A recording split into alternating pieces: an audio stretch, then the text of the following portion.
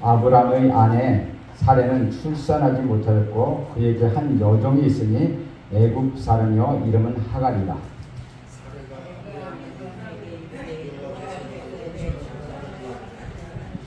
원하건대 네 여종에게 들어가라. 내가 혹 그로 말미암아 자녀를 얻을까 하노라 하매 아브라함이 사레의 말을 들으니라. 아브라함의 아내 사레가 그 여종 애굽 사람 하갈을 데려다가 그 남편 아브라함에게 첩으로 준 때는 아브라함이 가나안 땅에 거주한 지 10년 후였더라. 하루가 동침하였더니 하갈이 임신하며 그가 자기 임신을 알고 내 여주인을 메시하니라. 사레가 아브라함에게 이르되 내가 받은 모욕은 당신이 받아야 옳도다. 내가 나의 여종을 당신의 품에 두었거늘 그가 자기 임신만을 알고 나를 멸시하니 당신과 나 사이에 여호와께서 판단하시기를 원하노라.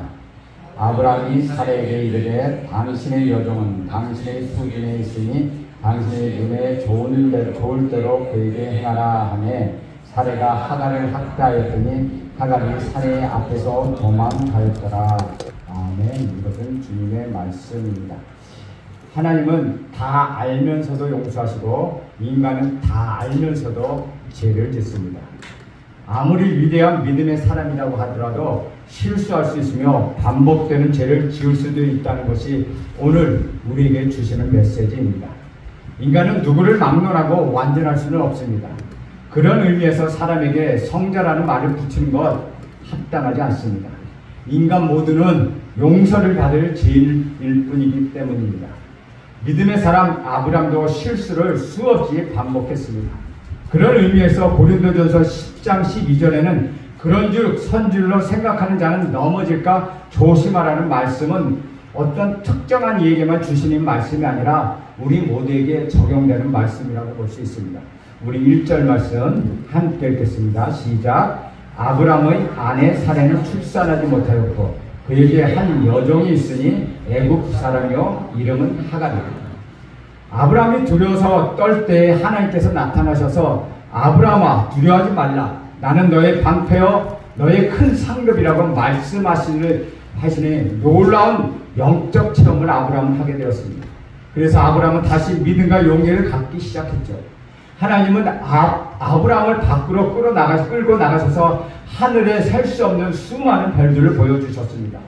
그리고 그 별들처럼 너의 자손이 많아질 것이라고 약속하셨습니다. 아브람은 감사했습니다. 자신이 하나님께 드린 것은 배신과 불신뿐이었는데 이렇게 끝까지 믿어주시고 격려해 주셨다는 것입니다. 아브라함은 하나님의 격려에 힘을 얻어 증거를 구했습니다. 이런 하나님의 말씀을 믿을 수 있는 영적 증거를 주십시오 라고 그는 말했던 것이죠. 하나님은 그 요구를 거절하지 않으셨습니다. 그리고 하나님께서는 아브라함에게 짐승을 쪼개어 서로 마주보게 하라고 말씀하셨습니다. 아브라함은 아침부터 해질 때까지 그 쪼갠 짐승을 보면서 하나님을 기다렸습니다. 해가 질 때 하나님께서 임재하셨습니다. 하나님은 타는 횃불로 찾아오셨습니다. 그리고 언약의 도장을 찍어주셨습니다. 이것은 실로 아브라함에게 깊은 영적 체험이었습니다. 아브라함의 믿음은 다시 살아나기 시작했습니다. 이 믿음을 보고 하나님께서는 의로 여기셨다고 말씀하셨습니다. 우리가 마음이 답답하고 때로는 컬컬하고 때로는 어떻게 해야 할지 모를 때 산으로 가서 금식 기도를 하면서 하나님께 매달릴 때가 있습니다. 그렇게 간절히 기도하면 하나님께서 응답해 주십니다. 말씀도 주시고 환상도 주시고 격려도 해주시고 용기도 주십니다. 우리는 영적 체험을 안고 집으로 돌아오게 됩니다. 그러나 집에 돌아오게 되면 어떤 일이 생깁니까? 현실이 우리를 기다리고 있다는 것이죠. 산에서 기도하는 것과는 전혀 다른 짜증나는 일이나 나로 하여금 산으로 갈 수밖에 없게 하는 그 현실은 꿈쩍도 하지 않고 나를 기다리고 있다는 것입니다. 아브라함의 경우도 마찬가지였습니다. 그는 타는 횃불로 나타나신 하나님을 경험하고 하나님의 음성을 듣고 환상을 보았고 영적으로 충만한 상태로 집으로 돌아왔습니다. 그러나 그곳에는 여전히 현실이 기다리고 있었다는 것이죠. 그것은 바로 그 현실은 바로 그의 아내였다는 것입니다. 아내 사레의 현실이 그렇다는 것이죠. 본문에서는 그녀가 생산치 못했다고 말하고 있습니다. 우리는 이 말씀 속에 사레의 고민을 추측할 수가 있다는 것이죠. 육체는 점점점 늙어가고 아이를 생산할 수 있는 가능성을 점점점 사라져 있었습니다. 하나님의 약속은 있었지만 그들에게는 아이가 없었다는 것이죠. 그래서 사례는 속으로 두려워하기 시작했습니다. 그런데 어찌 아들을 낳지 못하는 사람이 사라뿐이었겠습니까? 그러나 그녀의 고민은 좀 특이했습니다. 왜냐하면 그녀는 하나님의 약속을 받았기 때문이었습니다. 그래서 그녀는 급기야 하나님은 살아계실까? 하나님은 정말 신실하신 분인가? 하나님은 음성과 약속대로 과연 이 약속을 지켜주실까? 만일 약속을 지키시는 하나님이라면 도대체 내가 무슨 잘못을 했길래 나에게는 아이가 없단 말인가? 이렇게 계속 고민하기 시작했다는 것입니다. 이것이 바로 사례의 현실이었다는 것이죠. 이러한 좌절감은 그녀에게 부정적인 생각과 인간적인 생각을 갖게 했다는 것입니다. 인간적인 생각은 마치 설득력이 있는 것처럼 보입니다. 왜냐하면 그것이 인간적이기 때문입니다. 우리의 이성과 감정에 잘 맞아떨어지기 때문입니다. 그래서 우리 정서와 감정에 잘 맞아떨어지니 우리는 거기에 현혹되는 것입니다. 그리고 힘들고 어려울 때 우리는 이렇게 이야기합니다. 하나님과 한번 제 입장이 되어보세요. 그러면 이해하실 거예요. 사람들이 쉽게 할 수 있는 것이 바로 이런 세속적인 방법이라는 것이죠. 하나님과 뜻과는 맞지 않지만 모든 사람들이 그렇게 해왔기 때문에 우리는 별로 죄책까지는 갖지 않고 쉽게 그 방법을 따라간다는 것입니다. 사례도 그렇게 생각했을 것입니다. 그래, 내가 이 나이에 육체적으로 아이를 갖는다는 것은 불가능해. 내 몸적인 하가를 통해서 자식을 번식하는 것, 번성케 하는 것, 그것이 현실적이고 더 현명한 일일지도 몰라. 사례는 그렇게 생각하기 시작했습니다. 그러나 그것은 믿음의 생각이거나 하나님의 약속이 아니었다는 것입니다. 단지 답답하기 때문에 들었던 생각뿐이었다는 것이요. 이러한 사례의 생각은 그녀만 했었던 것은 아니었습니다. 아브라함도 마찬가지였습니다. 아이가 없다고 하나님께 투정했습니다. 양자나 삼아 약속의 자녀로 내가 삼겠습니다 라고 하나님께 투정을 부렸습니다. 하나님은 이 말씀에 대하여 정면으로 양자가 아니라 내 몸에서 태어날 씨가 약속의 자녀라고 분명히 말씀하십니다. 아브라함처럼 사례도 임신할 수 없기 때문에 자신의 몸적인 하가를 통해서 아기를 낳겠다는 인간적인 생각을 하게 되었다는 것이죠.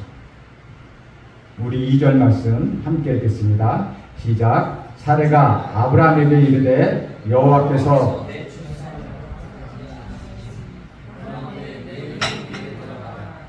내가 혹 그로 말미암아 자녀를 얻을까 하노라 하매 아브라함이 사례의 말을 들으니라. 사례의 실수는 자신이 임신하지 못한 것이 바로 하나님이 허락하지 않았기 때문이라고 단정지어버렸습니다. 사례는 자기 멋대로 하나님의 뜻을 정해버린 것이죠. 내가 이렇게 아이를 못 낳는 것을 보니까 하나님이 나를 이렇게 만드신 거야. 하나님은 나를 이렇게 하신 것 같아 라고 마침표를 찍어버리고 말았다는 것입니다. 그러나 하나님은 쉼표를 찍으십니다. 지금은 아이가 없지만 곧 아이가 생길 것이다. 하지만 사례는 아이가 없다, 하나님이 없다, 약속은 없다라고 자기 마음대로 단정해 버렸다는 것입니다. 저는 여러분이 어렵고 힘들 때 여러분 마음대로 단정하지 않기를 간절히 바랍니다. 하나님은 이런 분이시다. 하나님은 약속을 어기셨다고 단정하지 마십시오. 하나님께서 도대체 왜 아브람과 사례를 임신이 불가능한 나이까지 데리고 가시기까지 아기를 주시지 않으셨을까요? 거기에는 몇 가지 이유가 있습니다. 첫째는 하나님께서는 불가능이 없다는 것을 가르쳐 주시기 위함이라는 것이죠. 둘째는 아브라함의 믿음을 시험하기 위함이었다는 것입니다. 그가 정말 믿음의 조상이라고 한다면 이 정도까지는 가야 하지 않겠는가 하는 것이 하나님의 생각이었습니다. 그리고 그것보다 더 중요한 것은 먼 훗날 동정녀가에게서 메시아가 태어날 것을 아시고 먼저 아브라함에게 이렇게 불가능한 상황에서 아이를 낳을 수 있다는 사실을 보여줌으로 인하여 구속사적인 가르치심을 주시고자 하셨던 것입니다. 사랑하는 여러분, 무슨 일이든 불가능해 보이고 이해되지 않는다고 해서 단정하고 모든 것이 끝났다고 말하지 마십시오. 하나님의 말씀, 하나님의 역사는 쉼표이지 마침표는 아니라는 것입니다. 지금은 어둡지만 반드시 새벽은 찾아올 것입니다. 모든 일이 불가능해지고 어려울 때 우리 예수님께서 나오십니다. 구속사적으로 그것을 해석해 보십시오. 기적이 일어날 것이면 상상할 수 없는 놀라운 일들이 여러분 세계에 펼쳐지게 될 것입니다. 이전에 나타나 있는 사례의 또 다른 실수는 자신의 인간적인 생각을 실행으로 옮겼다는 것입니다. 자신의 몸적인 하갈을 아브라함의 첩으로 준 것이죠. 이것은 아주 세속적이고 비윤리적이며 인간적인 방법이었습니다. 동양 문화권에서 씨바지 문화가 있었습니다. 사람들은 급하면 쉽게 원리와 원칙을 무시하고 편법을 씁니다. 그 편법은 쉽고 지름길처럼 보입니다. 그러나 그 결과는 언제나 비극적이고 비참한 법을 낳는다는 것이죠.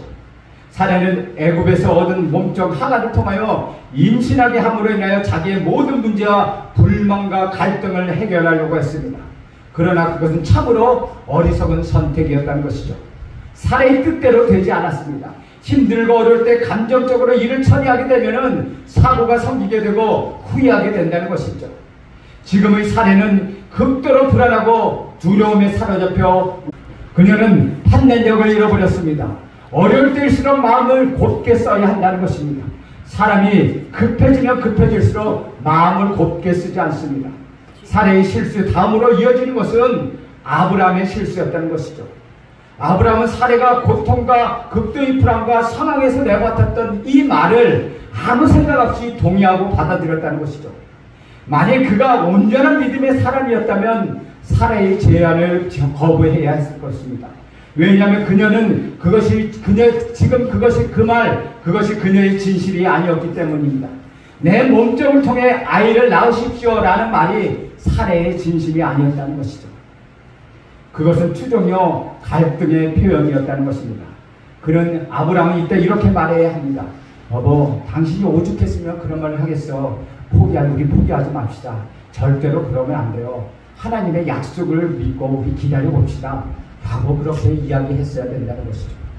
임신하지 못한 사례를 위로하고 격려하고 용기를 주어야 마땅했다는 것입니다. 이것이 믿음의 사람이요 남자로서 남편으로서 할 일이었다는 것이죠. 그는 사례의 인간적인 고통을 헤아리지 못하고 그 제안을 덥석 수락하고 말았다는 것입니다. 여기에 비극이 시작된다는 것이죠. 우리 3절 말씀 함께 읽겠습니다. 시작. 아브라함의 아내 사례가 그 여종 애굽 사람 하갈을 데려다가 그 남편 아브라함에게 첩으로 준 때는 아브라함이 가나안 땅에 거주한 지 10년 후였더라. 아브라함의 믿음의 여정을 시작할 때가 75세였습니다. 그러니 10년이 지난 지금은 85세입니다. 10년의 세월을 지나지만 그의 믿음은 성숙하지 않았고 완성되지도 않았습니다. 그는 계속해서 넘어지고 실수를 합니다.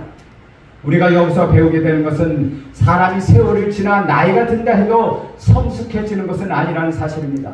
세상을 사는 요령과 기술은 발달할 뿐이지 믿음은 성숙하지 않는다는 것입니다.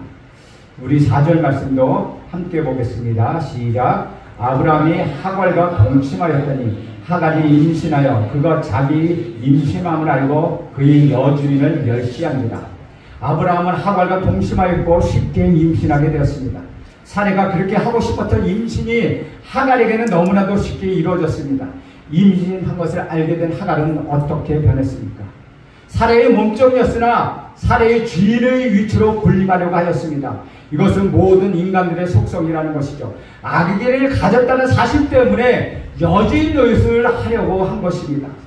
이것은 사례가 의도한 것이 아니었습니다. 사례는 하갈을 단순히 임신의 도구로 즉 씨바지로 쓰려고 했던 것입니다. 그러나 모든 것이 사례의 뜻대로 이루어지지 않았다는 것이죠. 이처럼 인간적이고 세속적인 방법은 처음엔 그럴듯한 것처럼 보이지만 시간이 가면 갈수록 딜레마에 빠지고 만다는 것입니다. 그러나 하나님의 뜻은 반대로 처음에는 어렵다가도 시간이 가면 갈수록 은혜와 축복을 경험하게 된다는 것이죠. 자신의 몸속에 주인 행사를 하려 할 때 그 사례의 감정은 어떠했겠습니까? 충분히 여러분 짐작하고 남았을 것입니다. 분하고 원통하고 분나고 속이 뒤집어질 정도의 그런 지정이 됐을 것입니다. 삶의 의욕이 다 사라졌을 것입니다. 신경질적으로 변했을 것입니다. 그 이야기가 5절에 나와 있습니다. 5절 말씀 함께 보겠습니다. 시작. 사례가 아브라함에게 이르되 내가 받은 모욕은 당신이 받아야 옳도다. 내가 나의 여종을 당신의 품에 두었거늘 그가 자기의 임신함을 알고 나를 멸시하니 당신과 나 사이에 여호와께서 판단하시기를 원하노라. 여러분, 이 실수는 누가 저지른 것입니까? 사례였습니다. 그런데 지금 누가 화를 내고 있습니까? 사례가 화를 내고 있다는 것입니다. 실수한 사람이 화를 내는 법입니다. 죄를 저지른 사람이 더 큰 소리를 냅니다. 우리말에 방귀 낀 사람이 큰 소리를 낸다고 하는 말과 같다는 것이죠. 실수는 사례 자신이 하고는 그 책임을 아브라함에게 뒤집어 씌웠습니다. 죄는 변명하고 책임을 전가하는 특성이 있습니다. 이런 모습은 아담의 셈에서도 찾아볼 수 있습니다. 아담이 선악과를 따먹고 나서 하나님이 그런 아담에게 찾아오셔서 누가 너에게 선악과를 먹으라고 했느냐? 라고 물었습니다. 그때 아담은 내가 선악과를 따먹었습니다 라고 말하지 않고 변명하기 시작합니다. 당신이 나에게 준 여자가 나에게 선악과를 먹으라 하였으므로 내가 먹었습니다. 선악과를 먹은 것은 사실이지만 그 책임은 하와에게 있고 더 근본적으로는 하나님께 있다고 말하고 있는 것이죠. 이런 책임 전가와 변명은 죄의 독특한 특성입니다. 어떤 사람은 도덕질을 하고서도 이렇게 말합니다. 아니 도대체 우리 사회가 나를 도덕질하지 않고 살 수 있게 만들고 있겠습니까? 사회가 나를 도덕질하게 만듭니다. 어떤 사람은 술을 마시면서 이렇게 글을 씁니다. 이 사회가 나를 술을 먹게 한다. 정말 그렇습니까? 그것은 아닙니다. 그것은 책임 전가라는 것이죠. 사례는 적극적으로 아브라함에게 항의합니다. 그녀의 모든 실수가 다 당신 때문이라고 말합니다. 과연 이 시점에서 항의한다고 무슨 소용이 있겠습니까? 이미 생긴 아이가 지어질 수 있습니까? 상황은 이미 엎드려진 물이라는 것입니다. 우리는 이러한 상황 속에 부딪혔을 때 현명하게 대처해야 됩니다. 그러나 대부분의 사람들은 감정적으로 대처하고 분노를 쏟아놓습니다. 그러나 분노를 쏟아놓으면 어려운 일이 더 많이 생긴다는 것이죠. 가장 지혜롭게 보여도 결과를 보려면 미련한 것이고 가장 빠른 길을 선택한 것 같아도 막상 결과를 보면 자신이 제일 늦은 길을 택했다는 것입니다. 6절 말씀 함께 읽겠습니다. 시작. 아브라함이 사레에게 이르되 당신의 여종은 당신의 수중에 있으니 당신의 눈에 좋을 대로 그에게 행하라 하매 사레가 하갈을 학대하였더니 하갈이 사레 앞에 도망하였더라. 아브라함은 거친 사레의 요구를 거절할 수가 없었습니다. 그래서 아브라함은 그 눈에 좋은 대로 그 여자에게 행하라고 말하고 있습니다. 여러분, 이것이 아브라함이 행했던 두 번째 실수입니다. 여러분이 보시기에는 아브라함은 애처가입니까? 공처가입니까? 여러분, 아브라함은 애처가입니까? 공처가입니까? 애처가는 어떤 사람이 애처가예요? 얘기를 사회에 돌아보면 애처가, 공처가 위에 또 경처가가 있다고 하더라고요. 애처가 잘 아시죠? 아내를 사랑하는 날. 공처가 아내의 말에 졸졸 따라가는 거예요. 경처가는 뭐냐면 아내의 소리가 들으면 경기를 일으키는 사람이 경처가라고 합니다.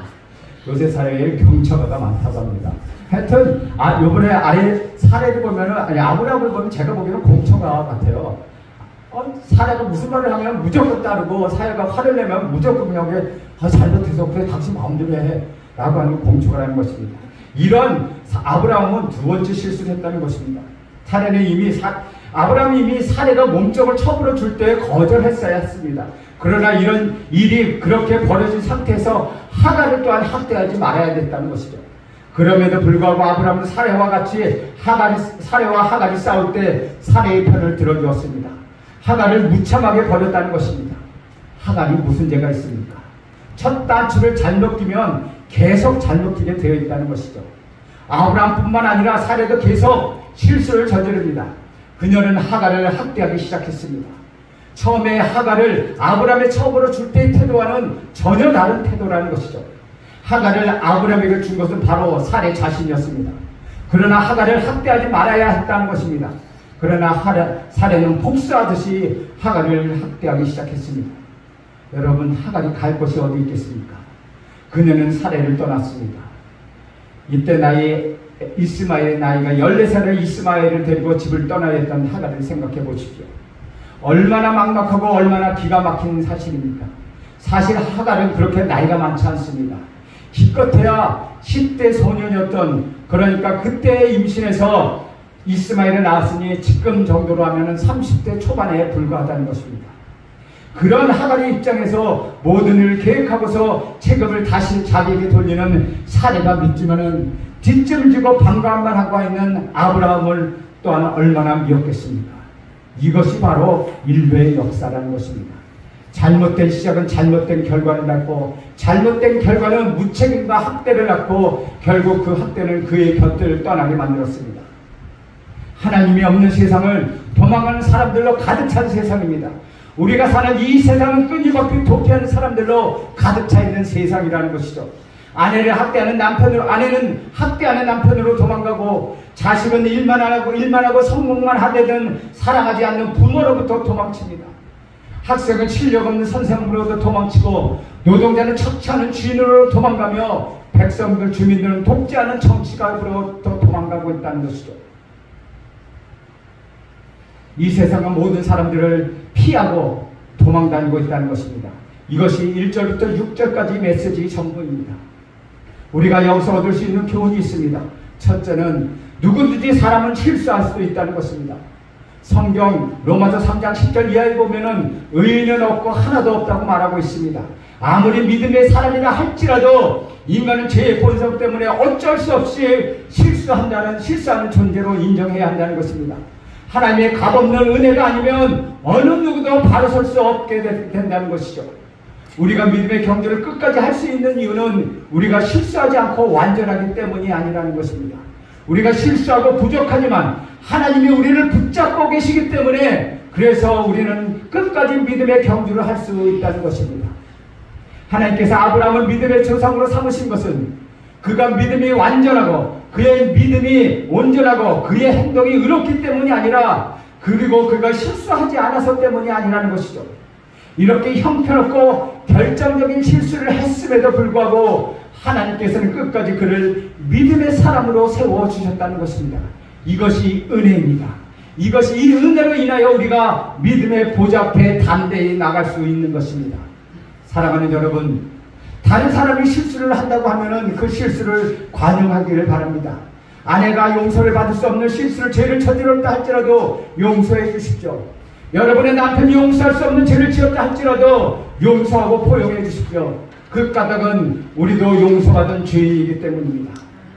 아브라함이 실수를 저질렀지만 하나님께서는 그를 도중에 포기하지 않으시고 믿음의 조상으로 계속 이끌어 가신다는 것입니다. 사도 바울도 그가 하나님 앞에 계속 서 있을 수 있던 이유를 이렇게 설명하고 있습니다. 나의 나된 것은 다 하나님의 은혜입니다. 나는 나의 연약한 것을 자랑합니다. 나는 나의 실수를 자랑합니다. 나의 연약함으로 인하여 하나님이 강하시고 위대하심이 드러나기 때문입니다. 그런데 우리는 참으로도 사악하고 아주 약삭거리는 사람이기 때문에 하나님이 은혜를 주시면 은혜를 주시면 감사합니다 하지만 돌아서면 그 은혜를 잊는다는 것입니다. 남편이 사랑하는 아들이 결혼에 실패했습니다. 매일매일 새로운 여자를 만나게 해달라고 어머니는 기도합니다. 그 기도 가운데서 기도 응답이 이루어져서 아들이 새 아내를 만나서 열심히 인생을 살아갑니다. 다른 곳에 서로 살다가 다른 곳에서 만나서 이제 시작하니 서로 맞을 것이 없습니다. 그 모습, 그것을 보고 시어머니가 또 이렇게 생각합니다. 인생에 내 아들이 결혼했으면 좋았을 텐데 라고 하지만 그 결혼한 걸 보고는 막상 결혼하고 나니 하나님의 값없는 은혜, 그것을 잃어버린다는 것입니다. 우리는 하나님의 성령의 놀라운 능력과 인도하심에 붙잡혀있기 때문에 끝까지 믿음의 경주를 할 수 있습니다. 신실하신 하나님, 용서하시는 하나님이 끝까지 나를 기다려주시고 마치 항상 죄를 짓지 않는 삶을 만났듯이 저와 여러분을 대해주시니 그 하나님 때문에 이 세상을 살아가고 있는 것입니다. 우리 모두는 그 하나님을 바라보며 하나님께 감사해야 하지 않겠습니까?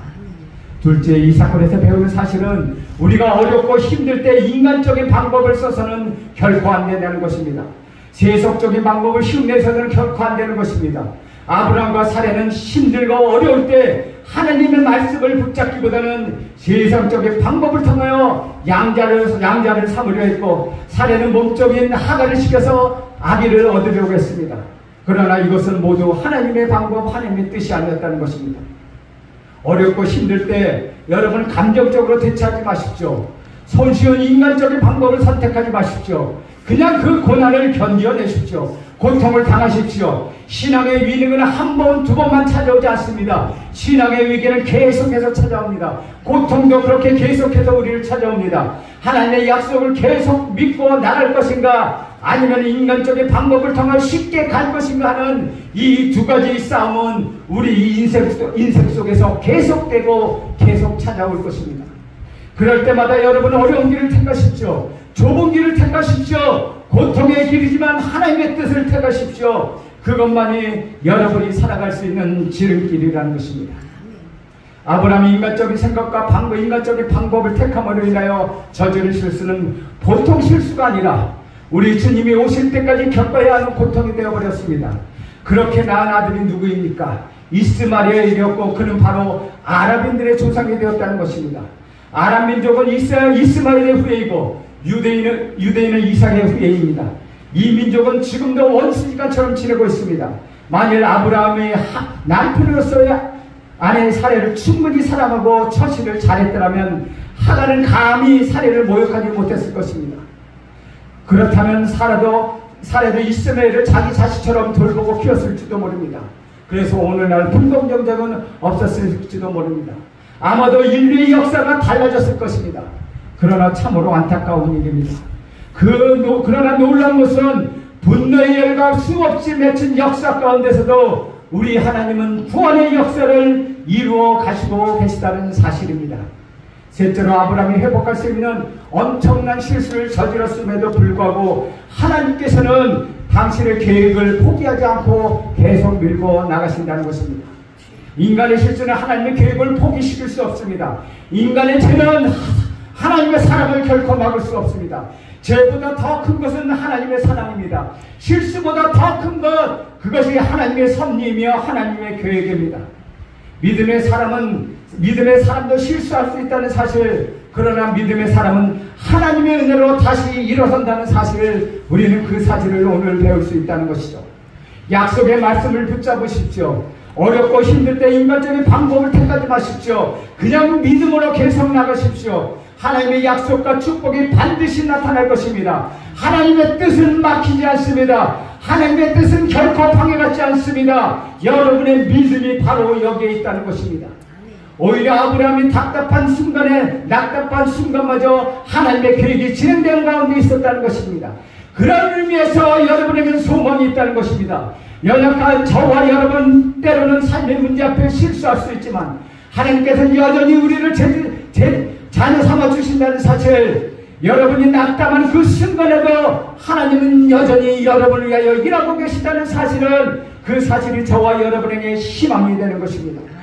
순간마저 하나님께 맡기십시오. 여러분 하나님 신뢰하십시오. 침묵하는 하나님께서도 여러분의 고난 가운데 함께 아파하고 계시다는 것을 기억하십시오. 고난의 순간까지도 하나님의 손에 맡겨드리십시오.